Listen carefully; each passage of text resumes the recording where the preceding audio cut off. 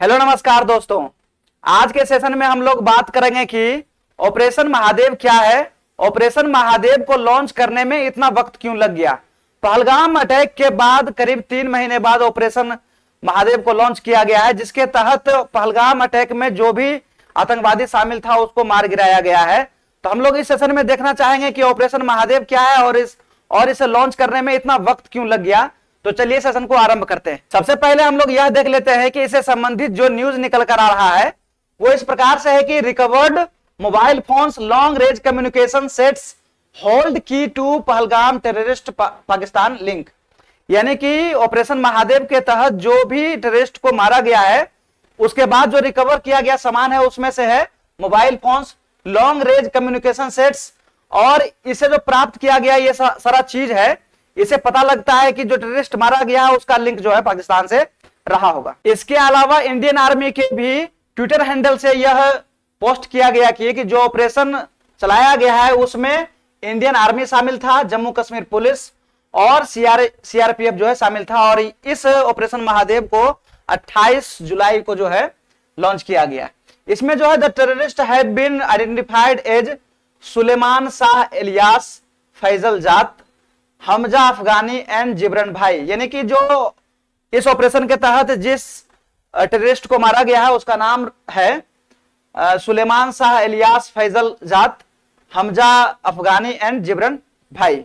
इसके तहत आगे हम देख सकते हैं कि इसमें जो है दो AK सीरीज राइफल प्राप्त किया गया और M4 राइफल एक और एक बड़ा जो है क्वांटिटी में ammunition and warlike stores were recovered from the site. तो जैसा कि हम लोगों ने न्यूज में देखा कि ऑपरेशन महादेव के तहत 3 आतंकवादियों को मार दिया गया। यह आतंकवादी का नाम पहलगाम अटैक के समय सामने आया था।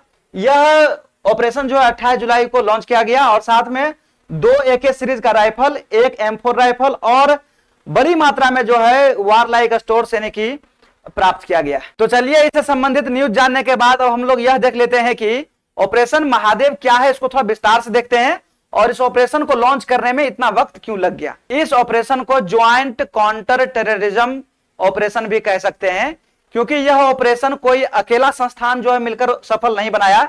इसको पूरा करने के लिए Jammu Kashmir police, Indian army और सीआरपीएफ जो है एक साथ मिलकर इस ऑपरेशन को सफल बनाया। इस ऑपरेशन में मारा गया तीनों टेररिस्ट को एक इनकाउंटर में मारा गया, जो कि ये तीनों संस्थान जो इंडियन आर्मी है, जम्मू कश्मीर पुलिस और सीआरपीएफ, ये जो तीनों संस्थान है ये तीनों मिलकर जब ऑपरेशन महादेव लॉन्च किया, इसके बाद जो है एक इनकाउंटर में जो कि दची ग्राम फॉरेस्ट में इस इनकाउंटर को पूरा किया गया। उसमें इंडियन आर्मी, जम्मू कश्मीर का पुलिस और सीआरपीएफ जो है तीनों मिलकर इस ऑपरेशन को लॉन्च किया और दची ग्राम फॉरेस्ट में जाकर उन तीनों टेररिस्टों को ये तीनों संस्थान साथ में मिलकर जो ऑपरेशन लॉन्च किया, उसके बाद जो इनकाउंटर में उसे मार दिया गया। इस ऑपरेशन के तहत जो 3 टेररिस्टों को मारा गया है वो Indian army, Jammu Kashmir police और सीआरपीएफ जो है तीनों मिलकर जो ऑपरेशन को चलाया था, उसके बाद दची ग्राम फॉरेस्ट में जाकर इन तीनों टेररिस्टों का जो है इनकाउंटर कर दिया गया। इसके आगे हम लोग यह भी देख लेंगे कि दची ग्राम फॉरेस्ट मैप पर कहां पर है और क्यों इस प्रकार के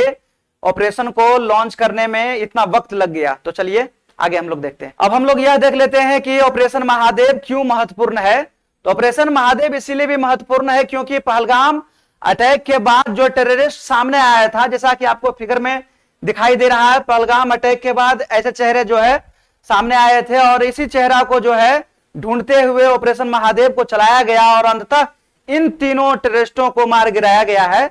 तो सबसे पहला महत्व तो यह है कि जो पहलगाम अटैक में टेररिस्ट भाग लिया था उसको जो है मार गिराया गया। इस ऑपरेशन का दूसरा महत्व यह भी है कि इन टेररिस्टों को मारने के लिए ऑपरेशन महादेव के तहत इंडियन आर्मी ने एडवांस टैक्टिक्स का प्रयोग किया था।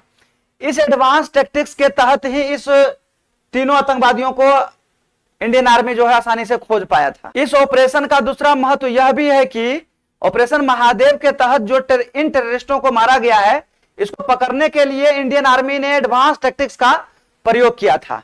हालांकि एडवांस टैक्टिक्स का प्रयोग जो है इंडियन आर्मी हमेशा नहीं करती है, लेकिन जो आपको दिखाई दे रहा है ये टेररिस्ट, ये अपने आप को बचाने के लिए घने जंगलों में छिपा हुआ रहता था और साथ में चाइनीज इनक्रिप्टेड रेडियो डिवाइस का प्रयोग करता था।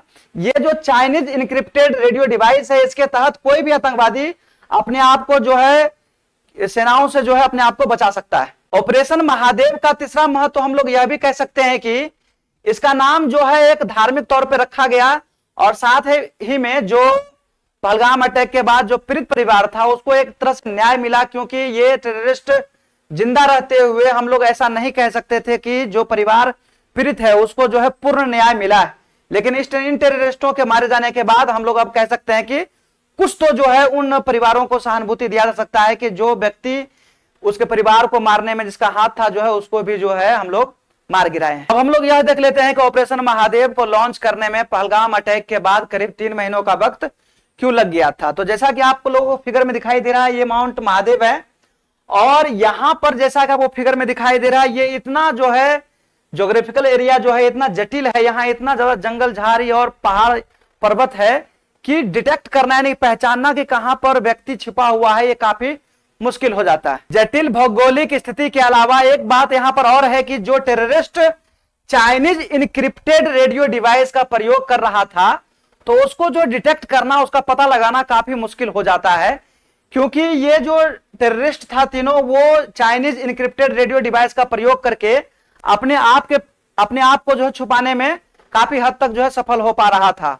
और ये बार बार क्या करता था, टेररिस्ट की ये जो रेडियो डिवाइस था इसको साइलेंट मोड में रखता था, ताकि जो है सेना उसको पकड़ ना पाए और लोकेशन का पता न लग पाए। इस प्रकार से दो बात हो गया, एक तो ज्योग्राफी जो है काफी जटिल है, दूसरा नंबर जो चाइनीज इनक्रिप्टेड रेडियो डिवाइस का प्रयोग कर रहा था टेररिस्ट, उसको डिटेक्ट करना, उसका पता लगाना जो है काफी मुश्किल हो जाता है। और साथ में जो तीनों टेररिस्ट था वो बार बार जो है रेडियो डिवाइस को साइलेंट मोड में रखता था, ताकि जो है कोई इंडियन आर्मी का व्यक्ति उसको डिटेक्ट न कर पाए। इसके अलावा हम लोग यह भी कह सकते हैं कि इतना जटिल भौगोलिक स्थिति होने के कारण से यहां पर जो सेना है वो कांस्टेंट रूप से मूवमेंट नहीं कर सकता था, यानी कि लगातार जो है अपना स्थान चेंज करना काफी मुश्किल हो जाता है जब भौगोलिक स्थिति इतना जटिल हो जाता है। क्योंकि एक बार मान लेते हैं इस एरिया में खोजा जा रहा है टेररिस्टों को, और यहां से स्थान को चेंज करके आगे जाना है, तो वो काम जो है काफी मुश्किल हो जाता है, क्योंकि भौगोलिक स्थिति जो है काफी जटिल होता है वहां का। इसके अलावा हम लोग यह भी कह सकते हैं कि ऑपरेशन महादेव को लॉन्च करने में इंडियन आर्मी जो है इतना वक्त क्यों लगाया है, उसको हड़बड़ी में चालू क्यों नहीं किया गया। इसके पीछे भी यह कारण रहा होगा कि जैसा कि आपको दिखाई दे रहा है कि ये एरिया काफी जटिल है, और बिना सिविलियन को हानि पहुंचाए यह योजना को सफल बनाना था। इसीलिए जो है योजना को बनाने में थोड़ा सा वक्त लगा, और जो है इसको सफलतापूर्वक जो है पूरा भी किया गया। और जैसे ही देखा कि टेररिस्ट जो है हथियार के बिना है और सोए हुए है, तब जाके जो है अंतिम रूप से प्रहार किया और इन तीनों टेररिस्ट को जो है मार गिराया। लेकिन अब सवाल उठता है कि पाकिस्तानी टेररिस्ट किस प्रकार से इंडिया के क्षेत्रों में आकर बहुत दिनों तक निवास भी कर जाते हैं और सुरक्षा एजेंसियों को इसका पता नहीं लग पाता है। तो जैसा कि आपको ये पूरा फिगर में दिखाई दे रहा, जम्मू कश्मीर का एक मैप है, और एलओसी का जो क्षेत्र है जिससे कि पीओके और जम्मू कश्मीर वाला क्षेत्र जो है अलग होता है, इसी सीमा से होकर पीओके से टेररिस्ट जम्मू कश्मीर में आता है। और हालांकि ये जो पूरा सीमा है इसको फेंसिंग किया गया है, यानी कि घेरा गया है, फिर भी टेररिस्ट क्यों आ पाता है, तो इसका पीछे कारण है यहाँ के भौगोलिक स्थिति। जिस प्रकार के पहाड़ और जंगल इतना ज्यादा है कि फेंसिंग के बावजूद भी जो है कोई टेररिस्ट इस प्रकार से आ जाता है छुपकर, और जो है हमारे सुरक्षा एजेंसियों को पता नहीं लग पाता है। इसके अलावा हम लोग कह सकते हैं कि जैसे टेररिस्ट इस साइड आता है जम्मू कश्मीर में, तो यहाँ के कुछ लोग जो है उसको भोजन और निवास जो है उपलब्ध कराता है और अपने घरों में ही रखते रहता है, जिससे कि सुरक्षा एजेंसियों को भनक भी नहीं होता है कि किस घर में जो है टेररिस्ट छुपा हुआ। हालांकि जम्मू कश्मीर के सारे लोग ऐसे नहीं है, लेकिन कुछ लोग जो कि कट्टरवाद हो गया है, कट्टर पंथ की तरफ चला गया है, वो लोग जो है ऐसे कामों को पूरा करता है। इसके अलावा जो है इन टेररिस्टों को पाकिस्तान जो है फंडिंग करता है, और ये जो टेररिस्ट है ये जो इस तरफ आया है उसको हवाला के जरिए और ड्रग के व्यापार के जरिए जो है इसको पैसा जो है यहाँ पर भेजा जाता है। इसके साथ हम लोग यह भी कह सकते हैं कि जो टेररिस्ट किसी के घर में अब पनाह लेता है और साथ में यहाँ पर जो है खाना भी प्राप्त करता है, तो जो लोग अपने घर में रहने के लिए देता है ऐसे टेररिस्टों को, वो दो कारणों से ऐसा कर पाता है कि एक तो पैसा का लोभ, यानी कि जो टेररिस्ट आया है उसको पैसा का प्रलोभन देता है व्यक्ति को, तो व्यक्ति ऐसा कर पाता है। दूसरा है डर भी, कि यदि टेररिस्ट कहता है कि यदि अपने घर में शरण नहीं पाता है वो व्यक्ति, इसको डराता धमकाता है और वो डरकर व्यक्ति क्या करता है कि उस टेररिस्टों को अपने घर में पनाह दे देता है। और इस प्रकार से टेररिस्ट जो है पीओके वाला एरिया से जम्मू कश्मीर वाला एरिया में चला जाता है और यहाँ के लोगों को ही एक शील्ड के रूप में काम में लाता है और जो है बहुत दिनों तक निवास करता है। और जब बाहर से यानी कि जो हेड होता है आतंकवादियों का, जब उसका आदेश आता है तो ये अपने कामों को पूरा कर पाता है। ऑपरेशन महादेव के तहत जिन 3 टेररिस्टों का इनकाउंटर किया गया है वो जगह का नाम है दचीग्राम फॉरेस्ट।